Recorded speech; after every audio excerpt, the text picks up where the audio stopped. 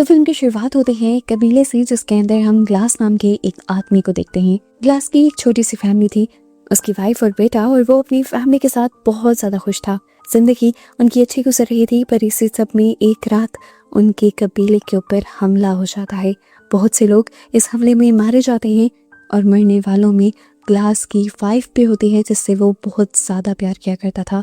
अपने बेटे को बचाने के लिए ग्लास उसे वहां से लेकर भाग निकलता है और फिर सीन यहीं से कट हो जाता है और फिल्म में काफी साल गुजार दिए जाते हैं। 1823 का वक्त अब दिखाया जाता है, जब ग्लास अपने बेटे को लेकर शिकार पर भी जाता है। ग्लास और उसका बेटा अपने लिए शिकार नहीं करते थे, बल्कि वो एक ग्रुप के साथ शिकार करते थे, जो पूरा ग्रुप जानवरों को मारकर उनकी खालों को बेचा करते थे। हर रोज की तरह ये लोग अपना काम कर कर घर लौटने ही वाले होते हैं कि अचानक इनके ग्रुप पर कुछ लोग हमला कर देते हैं। ये जंगली लोग थे। उन्होंने इनके ऊपर इसलिए हमला नहीं किया था कि ये लोग उनकी जगह पर आकर शिकार कर रहे थे, बल्कि हमला करने की वजह कुछ और थी। जंगल में रहने वाले उस कबीले के सरदार की बेटी को किसी ने किडनैप कर लिया था और अपनी बेटी को ढूंढने के चक्कर में कबीले वाले जंगल में आए सभी दूसरे ग्रुप्स को शिकार बनाने लगे थे। ग्लास के भी ग्रुप के बहुत सारे लोग इन्हीं हमलों में मारे जाते हैं, पर ग्लास जल्दी से अपने बेटे और कुछ बचे कुचे लोगों को लेकर अपनी बोट में चढ़ जाता है और बोट को आगे बढ़ा लेता है। लेकिन ये नदी भी जंगल के ही किनारे थी। उसे पता था कि कबीले के लोग जल्द ही उन लोगों को भी ढूंढ लेंगे। बोट के रास्ते से अब आगे बढ़ना इनके लिए आसान नहीं रहा था। तब ग्लास यहाँ सबसे कहता है कि हमें जंगलों के रास्ते आगे बढ़ना चाहिए, पर वो रास्ता बहुत ज्यादा खतरनाक था। हर कदम पर मौत थी। कोई उसकी बात मानने को तैयार नहीं होता, स्पेशली एक आदमी जिसका नाम है जॉन, और वो हमेशा से ग्लास से नफरत करता है क्योंकि कैप्टन को ग्लास पसंद है। अभी भी ग्लास की ये बात मानते हुए कैप्टन सबको बोट से उतर जाने को कहते हैं और साथ में ये भी कहते हैं कि अब से सब लोग ग्लास की बात मानेंगे, क्योंकि ग्लास को ही जंगल का सबसे ज्यादा पता है। ना चाहते हुए ये लोग अपना सामान लिए यहाँ जंगल में उतर जाते हैं और आगे बढ़ने लगते हैं, पर इस टाइम जो इनके पास खालें थी वो बहुत ज्यादा भारी थी। इन भारी खालों को लिए आगे बढ़ना भी मुश्किल था। तब कैप्टन कहते हैं कि इन खालों को हमें यहीं छुपा देना चाहिए। जब खतरा टल जाएगा तब हम इन खालों को यहाँ से आकर ले जाएंगे। ये लोग बड़े बड़े पत्थरों के नीचे उन खालों को दबा देते हैं और अपना सफर शुरू कर देते हैं। यहाँ जाने से पहले इन लोगों ने उस बोट को पानी में छोड़ने का फैसला कर दिया था, लेकिन 2 लोग इनके ग्रुप के ऐसे थे जिन्होंने कैप्टन और ग्लास दोनों की बात नहीं मानी थी। वो उसी बोट में रहे थे और हमें ग्लास के ग्रुप के काफी दूर जाने के बाद पीछे से दिखाया गया कि सच में यहाँ तक वो जंगली कबीले के लोग आ गए थे और उन्होंने उन बचे हुए 2 लोगों को बोट पर मार दिया था। यानी ग्लास का फैसला ठीक था जंगल के रास्ते जाने का। यहाँ बचे हुए लोग जंगल में अपना सफर जारी रखे हुए थे, लेकिन अब चल चल कर ये काफी ज्यादा थक चुके थे। काफी टाइम से इन्होंने कुछ खाया पिया भी नहीं था। इन सबकी हालत खराब हो रही थी, इसीलिए ये लोग वहीं पर कैंप लगाकर कुछ देर आराम करने का फैसला करते हैं। लेकिन ग्लास आराम नहीं करता। वो इस जगह की छानबीन करने के लिए निकल जाता है और देखता है कि कहीं यहाँ कोई खतरा तो नहीं, और तभी उसके सामने 2 भालू आ जाते हैं। भालू उनके ऊपर हमला ना करते, इसीलिए वो भालुओं के ऊपर गन तान देता है। अब जिन 2 भालुओं के ऊपर ग्लास ने गन तानी हुई थी, असल में वो तो भालू के बच्चे थे और दूर से वो भालू ग्लास को देख रहा था। उसे लगा कि ग्लास उसके बच्चों को मारने वाला है, इसलिए अपने बच्चों को बचाने के लिए वो फौरन ग्लास के ऊपर हमला कर देता है। ग्लास को तो संभलने का मौका तक नहीं मिलता। वो भालू इतने बुरे तरीके से उसकी चीर फाड़ करता है, उसके जिस्म का कोई हिस्सा ऐसा नहीं रहता जहाँ से खून ना निकले। अपनी जान बचाने के लिए ग्लास फिर मरने की एक्टिंग करता है और जब भालू को ये यकीन आ जाता है कि वो मर गया, तब वो उसे छोड़कर यहाँ से चला जाता है। उसके दूर जाते ही यहाँ ग्लास भी अपनी बंदूक उठा लेता है, पर पता चलता है कि भालू भी उसके साथ ट्रिक कर रहा था। उसने जब बंदूक उठाई तो भालू को पता चल गया कि वो जिंदा है। वो दोबारा उसकी तरफ पलटा। अपनी जान बचाने के लिए ग्लास ने उसके ऊपर गोली चलाई, लेकिन इस गोली ने उसके ऊपर कुछ खास असर नहीं किया, सिवाय उसे गुस्सा दिलाने के।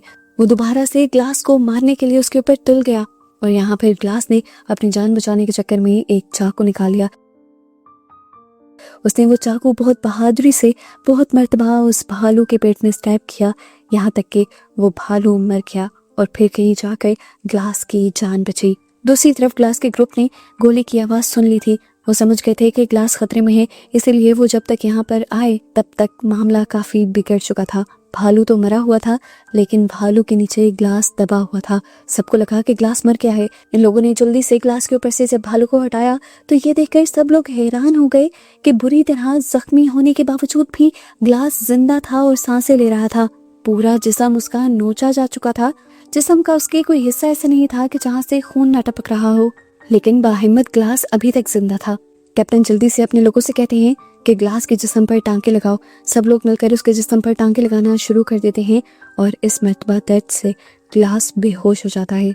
इसके बाद ये लोग जंगल की लकड़ियों से एक तख्त बनाते हैं और उस तख्त पर ग्लास को रखकर आगे बढ़ने लगते हैं, क्योंकि जल्द ही इन्हें ये जंगल का रास्ता पार करना था। लेकिन इस तरह ग्लास को लेकर आगे बढ़ना इनके लिए काफी मुश्किल होता जा रहा था। एक तो जंगल का रास्ता पहले ही बहुत मुश्किल था, ऊपर से ग्लास का वजन। जॉन कैप्टन से कहता है कि वैसे भी ग्लास मरने वाला है, हमें इसे यहीं छोड़ देना चाहिए और अपनी जानों के बारे में सोचना चाहिए। जॉन तो कैप्टन को ये भी कह देता है कि ग्लास की हालत पहले ही बहुत ज्यादा खराब है, वो बहुत तकलीफ में है, बेहतर यही है कि हमें उसकी तकलीफ खत्म कर देनी चाहिए उसे मारकर। पर कैप्टन को ये सुनकर बहुत ज्यादा बुरा लगता है और वो जॉन को डांट देते हैं। ग्लास से उन्हें बहुत प्यार था, लेकिन जब यहाँ पर जॉन के साथ और लोग भी कैप्टन को ग्लास को मार देने को कहते हैं तो कैप्टन एक बार के लिए अपनी बंदूक निकालता भी है, पर वो ग्लास को मार नहीं पाता। अब कैप्टन अपने लोगों से कहता है कि जो भी ग्लास के साथ तब तक रुकेगा जब तक वो खुद से मर ना जाए और फिर दफना कर आएगा, उसे मैं $70 दूंगा, जो उस टाइम पे एक बहुत बड़ी अमाउंट थी। अमाउंट के लालच में जॉन मान जाता है, लेकिन लालच में $70 के बजाय $100 की डिमांड कर देता है। कैप्टन इसके लिए भी मान चुके थे। यहाँ ग्लास के साथ ग्लास का बेटा भी रुक गया था। वो अपने डैड को छोड़कर जाने के लिए तैयार नहीं था। बाकी सब लोग आगे चले जाते हैं और यहाँ पर काफी वक्त गुजरता रहता है। जॉन ग्लास के मरने के लिए कब्र भी खोद देता है, पर ग्लास उस सब के बावजूद भी जिंदा रहता है। अब ग्लास का बेटा जिस टाइम पर शिकार करने के लिए जाता है उन तीनों के लिए, तब पीछे से जॉन ग्लास को कहता है, तुम मर क्यों नहीं जाते? इतने जख्मी हो, तुम्हारे ना मरने की वजह से हम लोग यहाँ पर फंसे हुए हैं। अगर तुमने मरने में और देर लगाई तो जंगली कबीले के लोग हमें ढूंढ कर मार देंगे। बेहतर यही है कि तुम अपनी आंखें झपकाओ और मरने के लिए राजी हो जाओ। जॉन भी चालाक था, वो जानता था कि हर कुछ सेकंड बाद तो हर इंसान आंख झपकाता ही है। ग्लास भी कभी ना कभी झपका देगा, लेकिन ग्लास काफी देर तक अपनी आंखें खुली रखता है ताकि जॉन ये ना समझ ले कि वो राजी हो गया। पर ग्लास भी इंसान था, कितनी देर तक आंखें खुली रख सकता था। आखिर जब काफी देर बाद वो अपनी आंखें झपकाता है तो जॉन अब इस तरह आंखें झपकाने को उसकी रजामंदी समझकर उससे मारने लग जाता है। पर ठीक वक्त पे यहाँ ग्लास का बेटा आ गया था, जिसने अपने डैड को बचा लिया। जॉन को तो उसने यहाँ से दूर गिरा दिया था, पर अब जॉन ये समझ गया था कि ग्लास का बेटा जाकर उसकी सारी सच्चाई सब लोगों को बता देगा और ऐसे ना तो उसे पैसे मिलेंगे और उसे तो ग्रुप से भी निकाल दिया जाएगा। इसी डर में वो आगे बढ़ता है और बेदर्दी से ग्लास के बेटे को स्टैब कर देता है। ग्लास अपनी आंखों से अपने बेटे की मौत देखता रहा, कुछ ना कर पाया, वो बेबस था। इस टाइम यहाँ पर ग्लास के बेटे का साथी भी था जो कुछ ही टाइम बाद यहाँ आ गया। उसने आकर जॉन से पूछा, ग्लास का बेटा कहाँ है? पर जॉन ने झूठ बोल दिया कि मैं नहीं जानता, क्या पता वापसी आते आते किसी का शिकार बन गया हो। दूसरी लड़के को भी ये बात सही लग रही थी, क्योंकि इतना खतरनाक जंगल था, किसी भी कदम पर किसी के भी साथ कुछ भी हो सकता था। अब ये रात ये लोग ऐसे ही गुजार जाते हैं और अगली सुबह होते ही जॉन अपने साथी से कहता है, जल्दी भागो यहाँ से, जंगली कबीले के 10-15 लोग हमारी तरफ बढ़ रहे हैं हमें मारने के लिए। पहले तो इस लड़के को लगा कि वो झूठ बोल रहा होगा, पर फिर दूर से उसे भी कुछ आवाजें आ रही थी। वो भी जाने के लिए तैयार तो हो जाता है, पर उसे तब ख्याल आता है ग्लास का। उसने वादा किया था अपने बॉस से कि वो ग्लास का साथ छोड़कर कहीं नहीं जाएगा, अब वो कैसे चला जाता। तब जॉन ग्लास को जिंदा ही घसीटते हुए उस गड्ढे तक ले जाता है जो उसने खोदा था। वो उसे जिंदा दफन करने वाला था, हालांकि उसका साथी ऐसा करना नहीं चाहता था। पर जॉन ने कहा कि अगर अपनी जान प्यारी है तो जैसा मैं कह रहा हूँ वैसा करो, इसे यहाँ दफना दो, कुछ ही देर में ये मर जाएगा और हम लोग वहां जाकर कह देंगे वो मर गया है और हमने उसे दफना दिया है। चोटों की वजह से ग्लास का गला भी बंद था, वो इन्हें कुछ बोल भी नहीं पाता और बेचारा काफी टाइम तक इसी गड्ढे में पड़ा रहता है। फिर थोड़े टाइम बाद जब उसे ताकत मिलती है तो वो सारी जान लगा देता है अपने आप को यहाँ से निकालने के लिए और फाइनली इस मिट्टी से निकलने में कामयाब हो भी जाता है। रेंगते हुए अब वो अपने बेटे की लाश के पास गया था, उसकी सांसें अब नहीं चल रही थी। ग्लास को गुस्सा आया, उन बेदर्दों ने उसके बेटे को भी मार दिया था जिससे वो अब दुनिया में सबसे ज्यादा प्यार करता था। अब वो इस दुनिया में अकेला रह गया था। खैर इस टाइम वो कुछ कर भी नहीं सकता था। काफ़ी देर यहीं वो अपने बेटे के सीने पे सर रखे सोया रहा और फिर उसने ठान लिया कि वो यहाँ से उठेगा और अपना बदला लेने जाएगा। रेंगते हुए वो नदी तक पहुँचता है और अपनी प्यास बुझाने के लिए कुछ पानी लेता है, लेकिन वो जैसे ही इसे पी रहा था उसके गर्दन में हुए सुराख से वो पानी बाहर निकलता जा रहा था। उसके जख्म बहुत ही ज़्यादा भयानक थे। इन जख्मों को बंद करने के लिए वो अपने जख्मों पर कुछ बारूद का पाउडर छिड़कता है और उसके बाद आग लगा देता है। इस सब में उसे इतना दर्द हुआ कि कुछ देर के लिए वो वहीं बेहोश हो गया और जब उसे होश आया तो उसे दूर से घोड़ों के भागने की आवाज़ सुनाई दी। छुपकर पहाड़ी की ओर से उसने देखा ये वही जंगली कबीले के लोग थे जो पहले भी इनके पीछे पड़े हुए थे। उनसे बचने के चक्कर में वो पानी में कूद जाता है, जबकि दूसरी तरफ अब हमें जॉन और उसके साथी को दिखाया जाता है। ये लोग जब काफ़ी आगे पहुंच जाते हैं तब जाकर जॉन के साथी को ये यकीन आ जाता है कि जॉन झूठ बोल रहा था और धोखे से वो उसे आगे ले आया और ये दोनों बेचारे ग्लास को पीछे बेयारों मददगार छोड़ाए। इस सब के लिए उसे बुरा लग रहा था। वो जॉन से कहता है, तुमने ऐसा क्यों किया? तुमने मुझे और ग्लास को धोखा क्यों दिया? पर जॉन इस टाइम उसके सर पर बंदूक तान देता है और कहता है कि अगर अपनी जान प्यारी है तो जैसा मैं कह रहा हूँ वैसा ही करो, अपनी जुबान बंद रखना और सबको यही बताना कि ग्लास मर गया है। ना चाहते हुए वो लड़का भी ग्लास के लिए कुछ नहीं कर पाता और दूसरी तरफ ग्लास ठंडी नदी में तैरते तैरते फाइनली एक किनारे तक पहुंच जाता है। इस टाइम वो जख्मों की वजह से और ठंड की वजह से काफ़ी थक गया था। काफ़ी देर तक तो किनारे पर ही वो लेटा रहा और फिर जब ठंड बढ़ने लगी तब उसे समझ आया कि अगर वो चलता नहीं रहेगा तो ऐसे ही लेटा लेटा मारा जाएगा। अपने आप को बचाने के लिए उसने दोबारा से चलने का फैसला किया और चलते चलते वो पहुंचा दूर एक ऐसी जगह पर जहां आग चल रही थी। उसे उम्मीद थी यहाँ कोई होगा। उसका अंदाजा सही था। यहाँ पर एक आदमी था जो एक भैंस का शिकार कर कर खा रहा था। ग्लास ने उससे खाना मांगा तो उस अच्छे आदमी ने उसे खाना भी दे दिया, जिसे खाकर ग्लास वहीं पर बेहोश हो गया। सुबह जब हुई तो वो आदमी ग्लास का जिस्म देखने लगा। वहां जगह जगह बड़े बड़े जख्मों के निशान थे। उसने ग्लास को उठाया और पूछा, ये सब क्या है? तुम्हारी बॉडी पे ये इतने बड़े बड़े जख्म कैसे? जख्मों को याद कर कर ग्लास को वही सारे दुखी पल याद आने लगते हैं जिन पलों ने उसकी जीने की आखिरी आस भी छीन ली थी। वो बता देता है कि किस तरह जंगली कबीले के लोग जब इनके ग्रुप के पीछे पड़े थे तो वो इनके ग्रुप को बचाने के लिए जंगल के रास्ते से निकल पड़ा और जब ग्रुप के लोग सो रहे थे तो ग्रुप के लोगों की हिफाजत के चक्कर में वो जंगली भालू से भी भिड़ गया। भालू ने उसका ये हाल कर दिया और फिर उसके लोग उसे वहीं पर छोड़ गए। ना सिर्फ ये, उसके लोगों ने तो उसके बेटे की भी जान ले ली थी। ग्लास ये सब बताते हुए बहुत ज़्यादा इमोशनल हो चुका था। इस सारे हादसे ने उससे उसकी फैमिली तक छीन ली थी। ग्लास की बातें सुनकर वो आदमी भी इमोशनल हुआ था क्योंकि कुछ अरसा पहले उसने भी अपनी फैमिली को खो दिया था। ग्लास का दर्द वो अच्छे से समझ सकता था और अब वो फैसला करता है ग्लास को अपने साथ रखने का। ग्लास को अपने घोड़े पर बिठाए वो आगे निकल जाता है। ये लोग अब अपना सफ़र यहाँ से कंटिन्यू रखते हैं और इस दौरान वो आदमी कई मर्तबा ग्लास का इलाज करने की भी कोशिश करता है, जबकि दूसरी तरफ अब हमें जॉन और उसके साथी को दिखाया जाता है जो फाइनली अपने कबीले तक पहुँच गए थे। यहाँ जाकर जॉन की ज़बरदस्ती की वजह से जॉन का साथी भी लीडर से झूठ बोल देता है कि ग्लास और उसका बेटा मर गया था और ये लोग उन्हें दफना कर ही यहाँ पर आए हैं। इसके बदले अब इन्हें $100 मिलने थे। जॉन तो बहुत ज़्यादा एक्साइटेड था। कैप्टन ने उसे पैसे दे भी दिए और जब फिर उसके साथी के हिस्से के पैसे उसे देने लगा तो उसका साथी वहाँ से उठकर चला गया और कैप्टन के शक के लिए बस इतना ही काफ़ी था। दूसरी तरफ हमें दिखाया गया कि वो आदमी जो ग्लास का इलाज कर रहा था उसने बेहोश ग्लास के लिए दरख्त की लकड़ियां काट काट कर एक शेल्टर भी बनाया हुआ था, जिसमें काफ़ी घंटे ग्लास ने आराम भी किया और फिर जब होश में आया तो उसने देखा कि वो आदमी यहाँ पर था ही नहीं। ग्लास परेशान हो गया और जब उस आदमी की तलाश में निकला तो उसने देखा उस आदमी की लाश एक दरख्त से लटकी हुई थी, जिसकी हालत बहुत ज़्यादा ख़राब थी और उसके ऊपर एक मैसेज भी लिखा हुआ था। ग्लास को समझने में देर नहीं लगी कि खतरा यहीं कहीं मंडला रहा है। वो जल्दी से पीछे जाता है और अपना घोड़ा लिए चुपके से आगे बढ़ जाता है और आगे बढ़ने पर वो देखता है कि यहाँ पर बहुत सारे फ्रेंच लुटेरे थे और इस आदमी को भी उन लोगों ने ही मारा था। यहाँ वो देखता है कि इन्हीं लुटेरों ने जंगली कबीले की लड़की को भी किडनैप किया हुआ था जिसके साथ ये लोग ज्यादती कर रहे थे। इस टाइम वो लड़की उन लुटेरों के सरदार के पास थी। ग्लास अपनी जान पर खेलकर उस लड़की की जान बचाने के लिए आगे बढ़ता है और चुपके से उनके सरदार को मारकर उस लड़की को अपने घोड़े पर बिठाकर यहाँ से दौड़ जाता है। जितनी देर में उन लुटेरों को इस चीज का एहसास हुआ था, उतनी देर में ग्लास काफी दूर तो निकल आया था, लेकिन फिर भी ये लुटेरे उसके पीछे पड़े रहे। ग्लास उस लड़की को बचाकर बहुत दूर घने जंगलों में आ गया।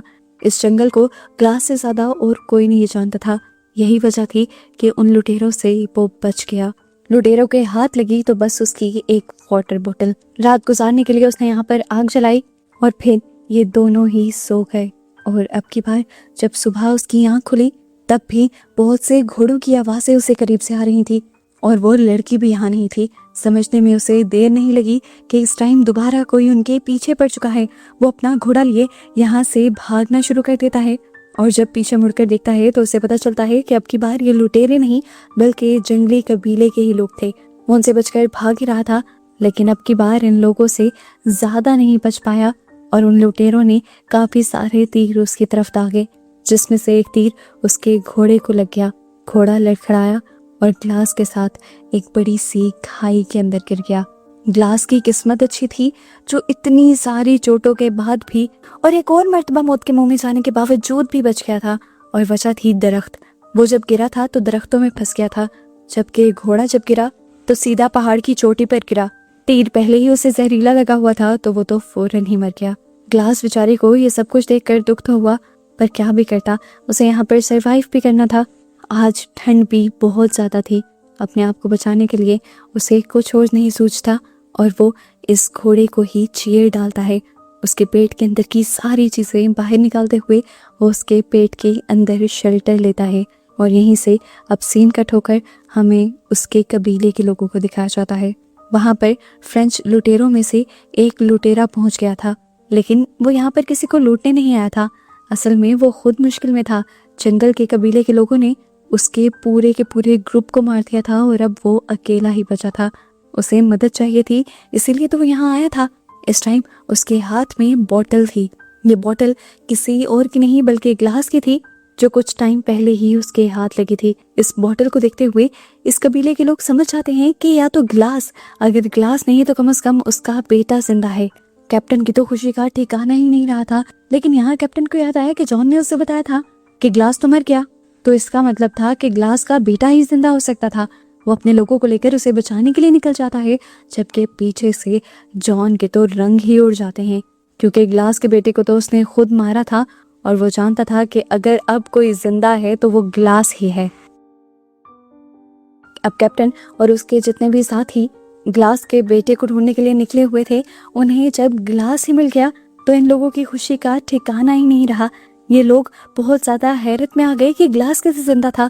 खैर, जल्द से जल्द ये उसे लेकर अपने कबीले में वापस आ जाते हैं और यहाँ पर उन्हें फिर पता चलता है कि जॉन ने पैसों के लिए उनके साथ गद्दारी की थी। ग्लास को वो जिंदा दफनाया था, जबकि ग्लास के बेटे को उसने मार दिया था।